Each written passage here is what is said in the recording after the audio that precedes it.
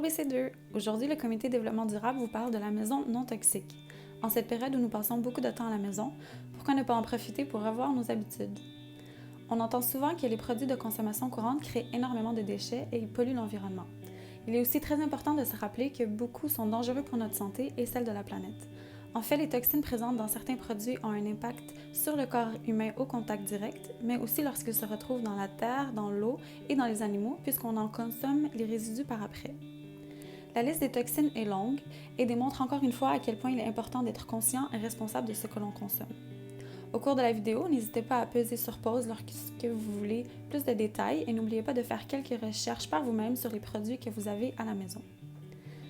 Dans la cuisine, on retrouve beaucoup de produits toxiques qui se retrouvent dans ce qu'on mange et ce qu'on boit. Les poêles en téflon font partie des articles très toxiques parce que beaucoup de produits chimiques sont utilisés pour créer la surface anti-adhésive. En plus, lorsque graffinés, ce qui arrive très facilement avec les ustensiles de cuisine, ces produits chimiques se retrouvent dans les aliments. En fait, tous les articles anti-adhésifs sont très dangereux.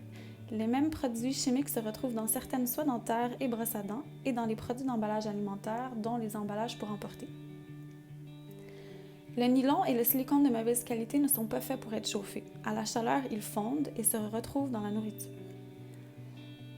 Le plastique dans la cuisine est particulièrement nocif. Il contamine la nourriture directement. C'est encore pire lorsqu'on y met des produits chauds parce qu'ils vont faire fondre les molécules de plastique dans la nourriture. On pense aux contenants en plastique et aux pellicules de plastique surtout. Mais attention, les produits froids sont aussi contaminés. En fait, le plastique nous envahit et nous contamine de plusieurs façons.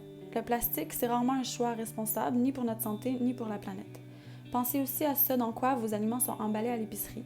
Comme les boîtes de ketchup, les sacs de pâtes, sont souvent emballés dans du plastique et ils sont aussi contaminés malheureusement. Il faut aussi faire attention au papier d'aluminium. Populaire en temps de barbecue, le papier d'aluminium n'est pas oxydé, alors ils font aussi dans ce qu'on mange et surtout au contact de l'acidité, et en plus, il n'est pas recyclé. La vaisselle en céramique, surtout si de mauvaise qualité ou très vieille, contient et émane du plomb qui se retrouve dans tout ce qu'on y met. Les glaçons sont souvent faits dans des contenants de mauvaise qualité et finissent dans les breuvages. Un autre ingrédient toxique qui est dans la plupart des produits de consommation courante est le phtalate, que je prononce sûrement mal. Entre autres, les produits cosmétiques et de soins personnels, qui sont aussi emballés dans du plastique en plus, en sont remplis et ne sont pas régulés. Ça comprend les produits pour enfants et pour bébés. Le gel de rasage est aussi dangereux. Pour arriver à ce gel magique qui mousse lorsqu'on frotte, il faut certains ingrédients que l'on retrouve dans les antigels et les liquides de frein. Dans la maison, généralement, tout ce qui donne des bonnes odeurs synthétiquement est très toxique. Les parfums contiennent jusqu'à 3000 ingrédients chimiques, plusieurs sont toxiques.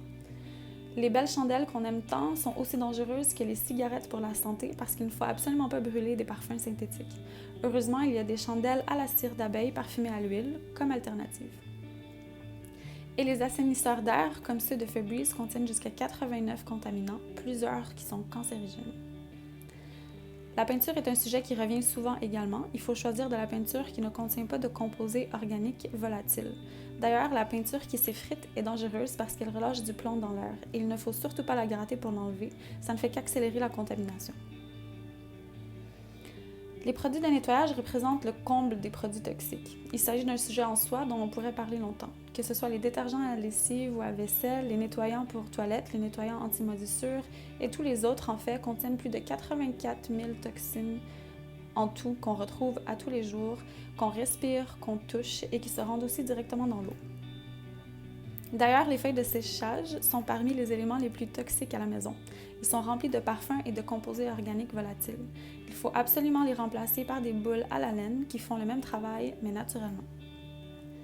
Les retardateurs de flammes sont devenus importants pour beaucoup de produits pour assurer la protection contre les feux à la maison.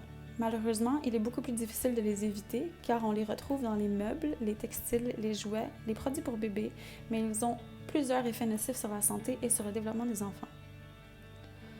On passe aussi une bonne partie de notre vie au lit.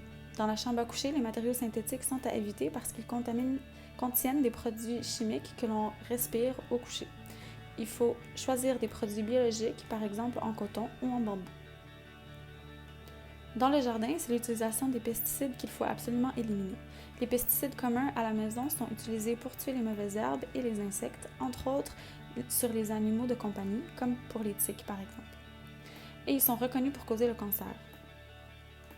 Enfin, on se rend vite compte que les bénéfices des produits zéro déchet dépassent largement la réduction des déchets. Ils permettent d'éliminer beaucoup des contaminants présents dans les produits et dans le plastique.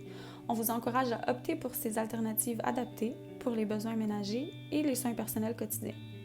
Qu'il s'agisse de produits de nettoyage fait à la maison, de produits en vrac, de sacs en tissu, des contenants en verre ou en métal ou des articles en bois, les produits responsables sont accessibles. Seulement, il faut continuer à faire des choix réfléchis et rechercher la qualité et la méthode de production de ces objets parce qu'ils ne sont pas tous égaux. Merci BC2 et à bientôt!